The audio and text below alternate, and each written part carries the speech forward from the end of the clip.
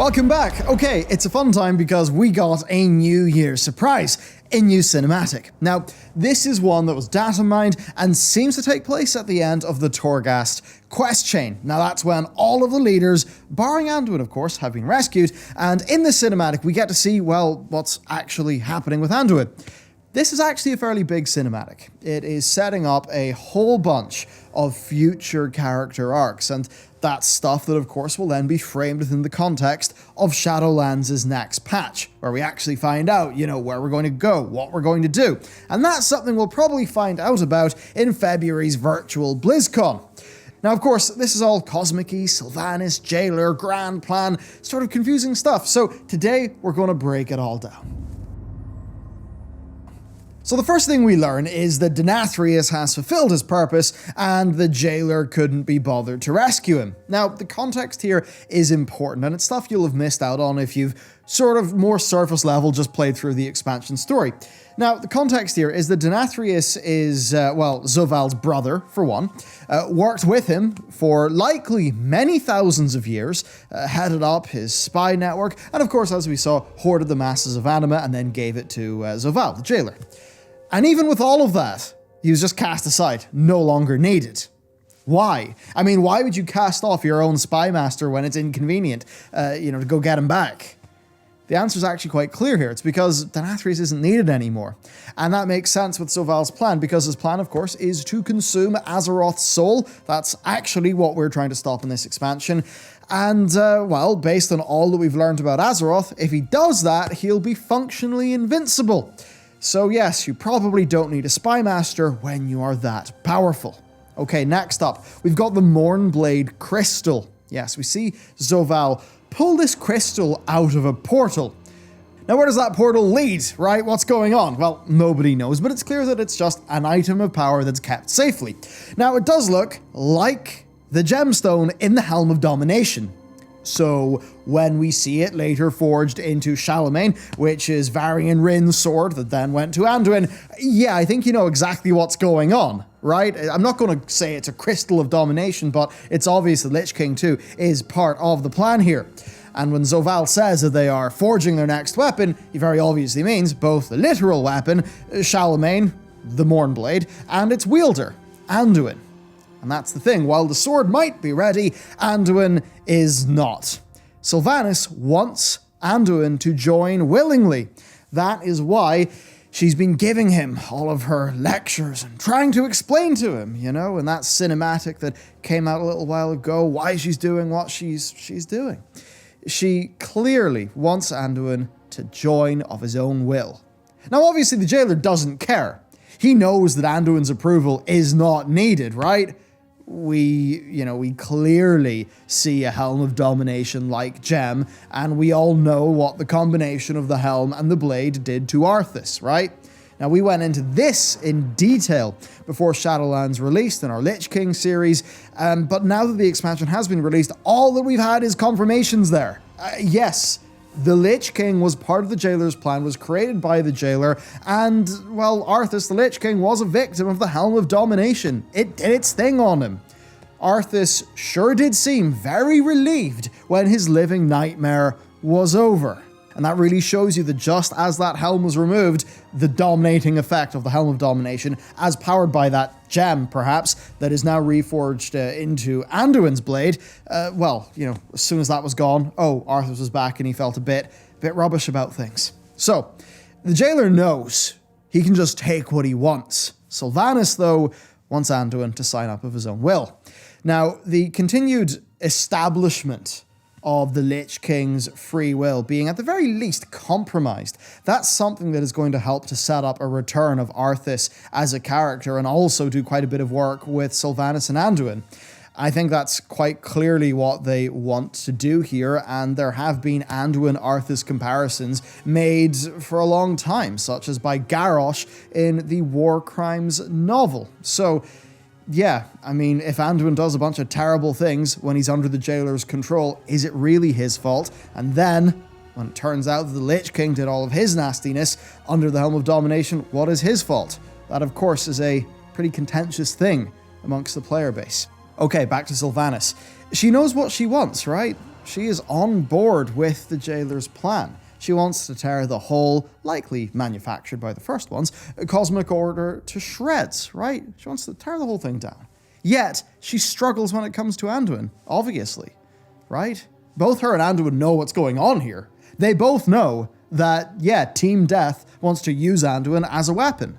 The thing is that Sylvanas wants Anduin to want to be that weapon, to want to serve, to believe her, to understand her, and to agree with her actions. And importantly, and as Anduin calls her out on, she wants him to make the choice. And that's the thing, Arthas never gave her that choice, right? And it's that lack of agency, and also that lack of, well, whenever she tries to do the right thing, she doesn't feel like it works. Feels like, to her, she kind of gets bitten back. And that's led her down to this path that she's been walking, that is being pretty cold and disconnected. Now, to further understand Sylvanas' motivations, and this is something that a lot of people are confused on, essentially she sort of looks down on and dislikes Anduin's positivity. And it all comes back to the killing Hope thing. Sylvanas is almost totally jaded towards the order of things, right? Each time she had, good things, to her, they were just taken away from her cruelly. And it's really reflected in her behavior. Look at how, when she reconnected with Varisa, her sister in the War Crimes novel, her fear of losing her again, losing that family connection, that led to the plot line of, Sylvanas actually being like, yes, Varisa, join me. But Sylvanas not telling Varisa that her plan was actually to kill Varisa, to resurrect her, and for them to sort of joint lead the Forsaken. All just, of course, so they could be close. That's how terrified she was of losing that connection when she had it back, right? That she was willing to basically kill her own sister. Now, then look at how she reacted to her old necklace, right? It led to the Lament of the Highborn scene. All this is to say is that Sylvanas has got a very toxic relationship with herself.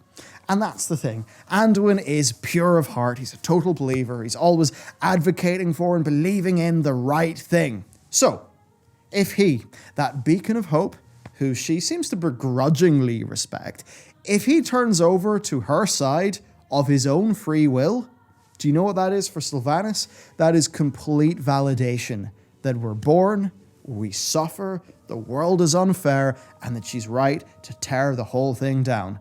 Because even Anduin was able to believe her when she laid her case out. That's what she wants. Anduin, of course, acts like Anduin, and he's also quite clearly tired of this charade going on. So, when he does it, how does Sylvanas react? What kind of choice is that? Why even give me? It's the choice you never had. Despite all your grand designs, there's still some shred of your mortality haunting you. As if the Banshee Queen hasn't entirely eclipsed the Ranger General. Don't. Now I understand why you brought me here. Why you've tried so hard to persuade me. Because if you can get me to let go of hope, you finally can too. Enough! Submit! You are only making this harder on yourself. Yes, as we'd say over here, she sort of lost the maps and got angry. Now, remember the last time that somebody threw her words back at her? I'm sure you do. Don't grieve. You'll soon join your loved ones. I grieve for you. You've made life your enemy. And that is a war you'll never win. You can kill us, but you cannot kill hope. Can't I?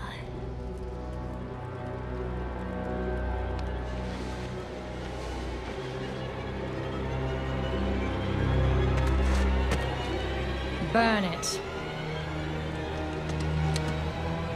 Burn it!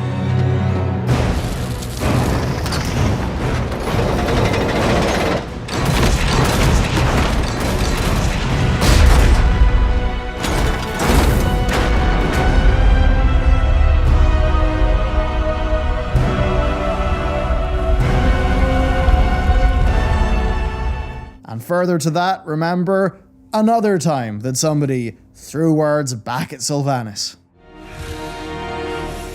You cannot kill hope. You tried at Teldrassil. You failed. Hope remains. You set us to kill each other at Lordaeron.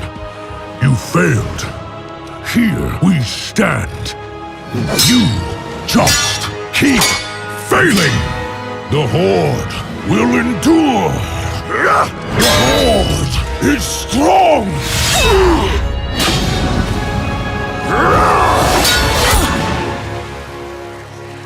The Horde is nothing!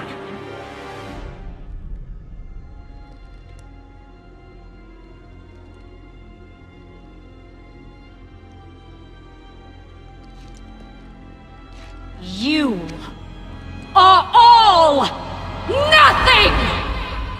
Yep, she had another barely controlled Sylvanas outburst. I will say that between Sylvanas clearly doing this and it driving much of her character, and it feeling like Tyrande does the same, I don't know, man, it does feel a little bit tropey. Anyway, the pattern here is pretty damn clear.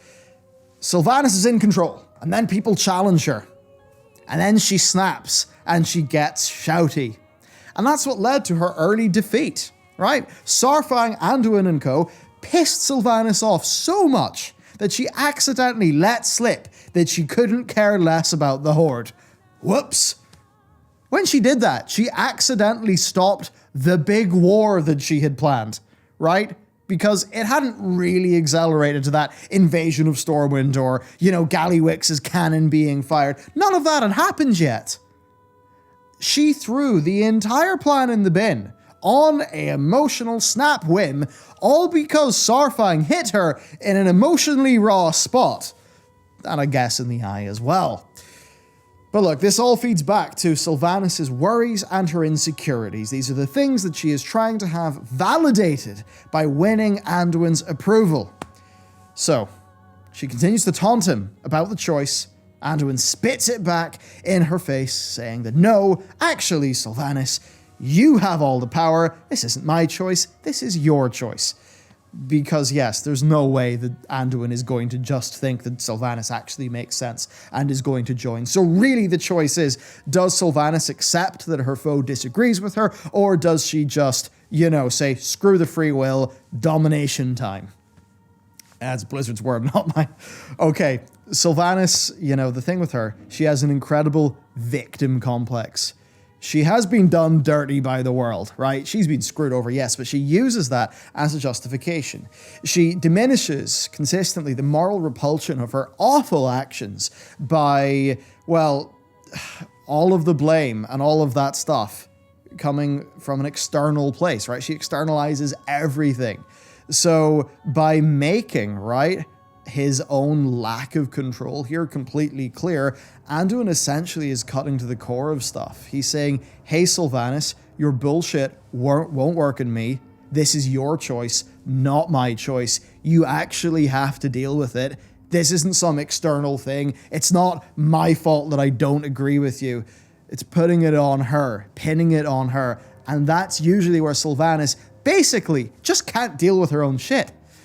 Now, while Sylvanas may have thought she was working to break down Anduin all of that time because she's probably some sort of, egotistical narcissist, actually, it more seems that all she did was futilely try to derive validation from Anduin, all while Anduin sat back and just learnt about his foe. And that's why Anduin can cut her to pieces with words, which is obviously what happened here. He can just cut right to the emotions and the topics and the themes that she cannot deal with. What does this all mean for Sylvanas? She has a choice to make. If she forces Anduin, then I think that's it for her.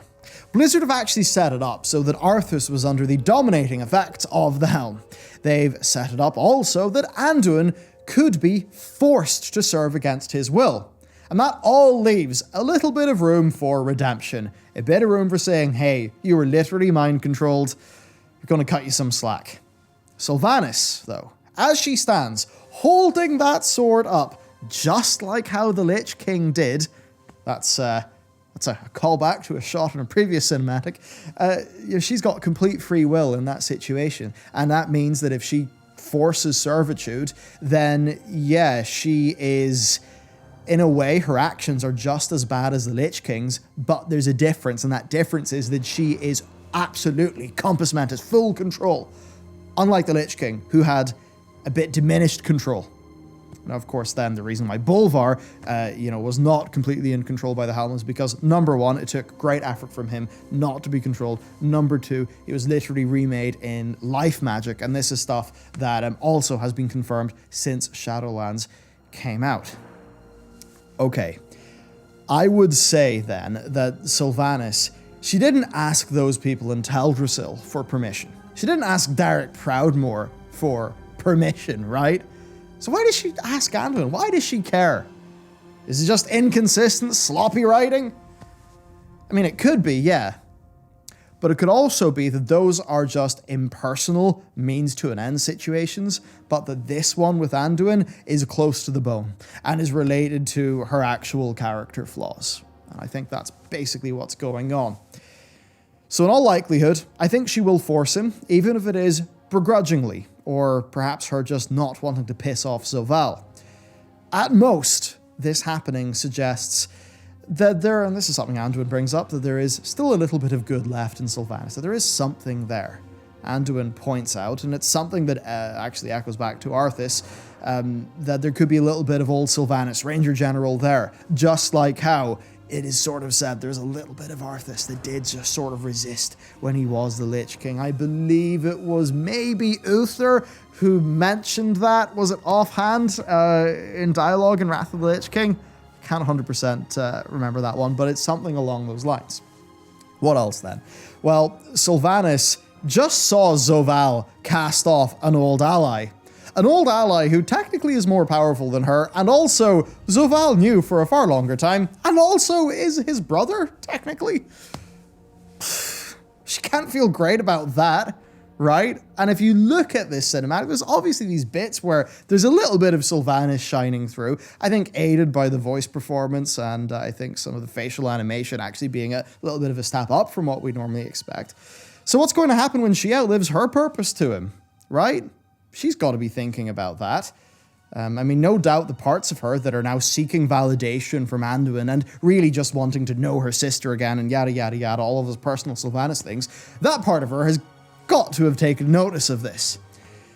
So yeah, with the two of them, we've seen so little of Sylvanas and Zovaal's relationship, but I think this certainly could be a fracture. But again, we just haven't really seen enough to get a full understanding of that dynamic. And I'd say that if Blizzard wants future plot beats to actually match there, we need to see a hell of a lot more of Sylvanas and Zovaal actually doing shit together. I think it's a case of show, don't tell, right? We have these big exposition cinematics that tell us what's going on. I think we need to see a bit more active participation of those two characters in the plot in a way where people actually see it, because if they see it, they can feel it, and then they can appreciate it going forward. And to round things off, Anduin. So what's up with him? What's his fate? Well, his forced subjugation seems a foregone conclusion here. When he's eventually freed from Team Death, Anduin's going to be a different guy, right? He's going to have seen and lived through, in a way, the logical part of Zovaal's plan. And yes, there will be a logic to it. I think it will actually turn out that the first ones sort of set up the Cosmic Order in a bit of an unfair, nasty-ish way. There's a lot of darkness in the Shadowlands working as is intended, right? We're going to find out that, yeah, maybe Sylvanas and co had a little bit of a point, but they kind of went about it the wrong way, which, runs into some issues based on sort of, justify. If Blizzard really do try to justify some pretty wild things those characters have done, I think they're going to be getting into choppy waters, let's just say. But you do have to remember, right, villains tend to be the heroes of their own stories. So we're probably going to get a lot more from Anduin of why Sylvanas and Zovaal actually feel the way that they do. And that's the thing. Anduin will see all of this stuff. Now, that'll mean that his views on a cosmic scale will change. And I just have to wonder how a jaded, scarred, and skeptical Anduin would deal with a Turallian. I mean, we've talked about the light being potentially a very big problem, Turallian being compromised. It's either Gen Greymane, or no, I think it's Matthias Shaw's not particularly happy about Turallian being a leader. So there's just, you know, there's going to be a change in who Anduin is. I think it's going to be very important for when he returns to Azeroth. And then speaking of things that are likely, well, I think Varian's return actually seems a little bit likely. Right? He died before the machinery of death broke, and that means that the Arbiter will have sent him to a realm of the Shadowlands, right? Almost certainly one we've not seen yet, because we haven't seen Varian. And what better a time to bring Varian back than when he can see his corrupted son wielding a twisted version of his own blade? That would be a bit gnarly. It would certainly bring him back to say what happened to Sarfang's son atop Icecrown Citadel, you know? Varian will then see his own son wielding this evil blade under the control of some Lich King-like person, you know? So there you have it, right? This is the character context of what's going to happen next. What will happen next? Who the hell knows? BlizzConline will, a bit of a cheesy name, February 19th, that will probably see Blizzard reveal their medium-term patch plan for Shadowlands, right? I would expect, you know, to find out what 9.1.5 is and what 9.2 is, and then to have a tease for 9.3. And we're probably going to find that out the 20th of February, 19th and 20th of February. So here's your character context. You'll see the real sort of solid info of where we're going next in just over a month. So there you go. That's what's going on. What do you think this means, right? Do you think, you know, Sylvanas is redeemable? Do you think it's going to be playing out in a way where she could be redeemed, right? That little bit of her, that sort of, you know, or Anduin says, like, the Ranger General's still in there.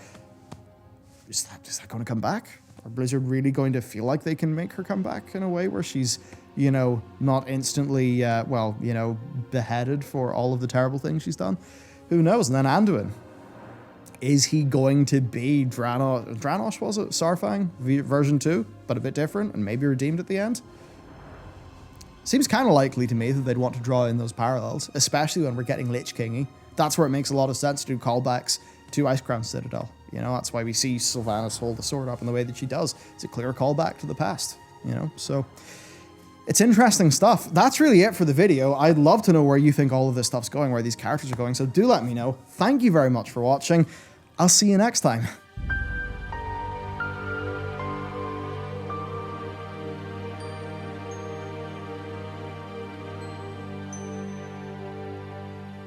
Mm-hmm.